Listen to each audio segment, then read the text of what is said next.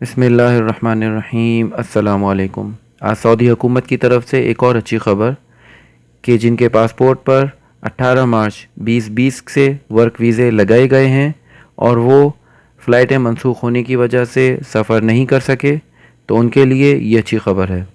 سعودی حکومت نے نئے کرونا وائرس کی وبا شروع ہونے سے قبل ویزے نکلوانے والے اداروں، کمپنیوں اور افراد کو بڑی سہولت دی ہے، اور ویزے نکلوانے والے خوفزدہ تھے کہ اس وبا کی وجہ سے پروازوں پر پابندی اور دیگر حفاظتی اقدامات کے باعث ویزے استعمال نہیں ہوئے اور فی الوقت ان سے استفادہ مشکل نظر آ رہا ہے۔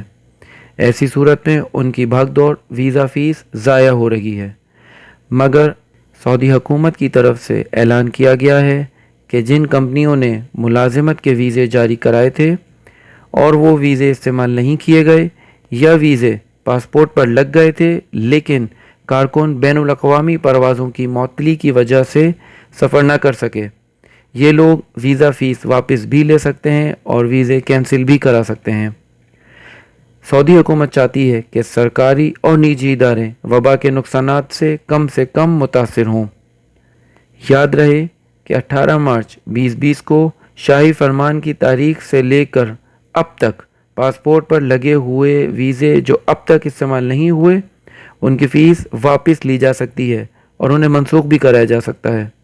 تو اگر آپ کے پاسپورٹ پر ورک ویزا لگا ہے 18 مارچ 2020 سے لے کر آج تک، تو آپ کے پاس یہ سہولت ہے کہ آپ یا تو اس کی فیس واپس لے سکتے ہیں یا اس کو کینسل کرا سکتے ہیں۔ تو اس خبر میں اتنا ہی، ملتے ہیں اگلی خبر کے ساتھ۔ اللہ حافظ۔